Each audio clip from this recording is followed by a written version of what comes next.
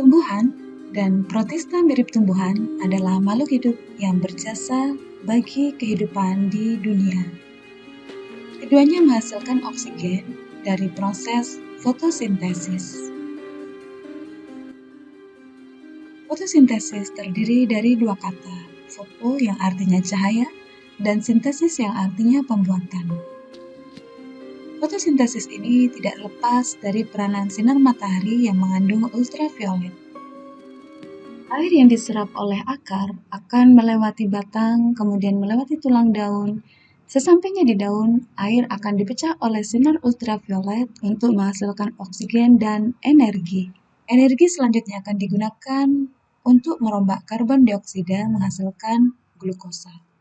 Oksigen dan karbon dioksida keluar masuk melalui pintu yang disebut stomata atau mulut daun. Mulut daun bisa membuka dan menutup. Saat menutup, oksigen keluar, dan saat terbuka, karbon dioksida masuk.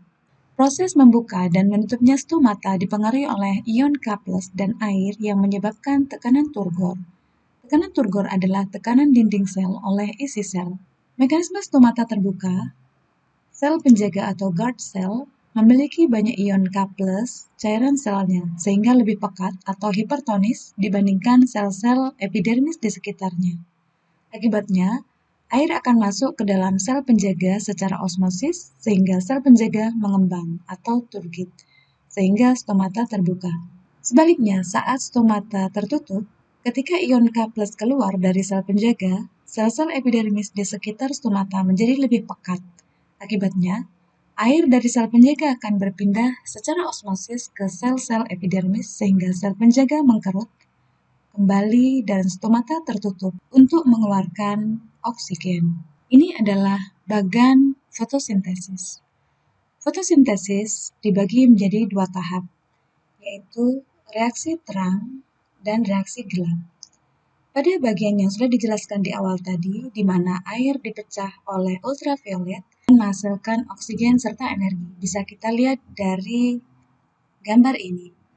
Energi yang dihasilkan akan digunakan untuk siklus selanjutnya, yaitu siklus Calvin, yang akan merombak karbon dioksida menjadi gula glukosa. Apakah benar gas yang dihasilkan fotosintesis adalah oksigen? Kita bisa melakukan eksperimen berikut. Pertama, disiapkan beaker gelas, kemudian tanaman air, hidrilla, kemudian ditutup dengan corong kaca yang di atasnya diberi tabung reaksi yang sudah diisi dengan air. Dengan adanya sinar matahari, maka lama-lama gas akan terbentuk, mengisi tabung reaksi dan mendorong air keluar dari tabung reaksi. Selanjutnya, gas yang dihasilkan ini akan dilakukan pengujian menggunakan nyala api. Ada dua kemungkinan yang mungkin terjadi. Boleh jadi apinya akan mati, atau apinya akan menyala semakin besar. Setelah diuji, ternyata apinya semakin besar. Artinya, dari hasil fotosintesis ini, gas yang dihasilkan adalah oksigen. Karena kalau yang dihasilkan adalah karbon dioksida, maka nyala apinya akan padam. Eksperimen berikut menunjukkan apakah fotosintesis memang benar memerlukan cahaya? Di sini, daun akan ditutup menggunakan kertas karbon atau aluminium foil dan dibiarkan beberapa jam pada siang hari. Pada sore hari, daun diambil, kemudian direndam dalam alkohol dan direbus untuk melarutkan klorofil. Setelah itu, dilakukan pengujian dengan iodin. Dilakukan penetesan iodin pada bagian daun yang tidak tertutup dan daun yang tertutup. Nah, setelah ditetesi iodin, pada bagian yang tidak tertutup, warnanya hitam. Artinya, hasil pengujian iodin ini positif, berarti di dalam daun ini mengandung starch atau zat tepung, yang merupakan hasil dari fotosintesis. Sedangkan bagian daun yang tertutup, tidak terkena cahaya matahari, maka tidak terjadi fotosintesis. Kesimpulan dari eksperimen ini, fotosintesis memerlukan cahaya matahari dan fotosintesis menghasilkan karbohidrat. Pengujian iodin ini mirip dengan pengujian pada makanan yang mengandung karbohidrat, misalnya pada roti. yang akan berwarna hitam setelah ditetesi dengan iodin. Karbohidrat hasil fotosintesis kalau terurai akan menjadi glukosa. Apa buktinya? Ketika kita memakan singkong dalam kondisi belum difermentasi, rasanya tidak manis. Tapi setelah difermentasi, maka rasanya akan manis kan? Nah, ini adalah ibarat karbohidrat sebelum diputuskan rantai glukosanya. Setelah diputuskan, maka kita akan bisa merasakan manisnya dari glukosa tersebut.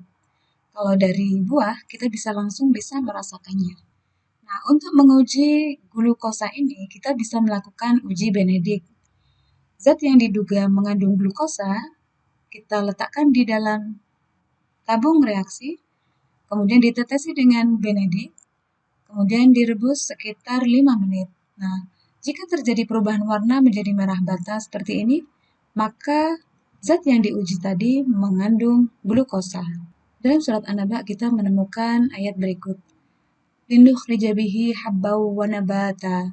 Supaya kami tumbuhkan dengan air itu biji-bijian dan tumbuh-tumbuhan. Jadi tumbuhan adalah karunia yang luar biasa untuk keperluan kita sebagai bahan makanan. Selain ini kita berterima kasih kepada tumbuhan yang telah melakukan fotosintesis, menghasilkan oksigen, dan beberapa bahan makanan yang kita perlukan. Dan tentu saja kita berterima kasih kepada Sang Pencipta tumbuhan yang telah mengaruniakan kepada kita kenikmatan melalui tumbuhan tersebut. Sekian dari saya. Jumpa lagi pada pertemuan selanjutnya insya Allah. Wassalamualaikum warahmatullahi wabarakatuh.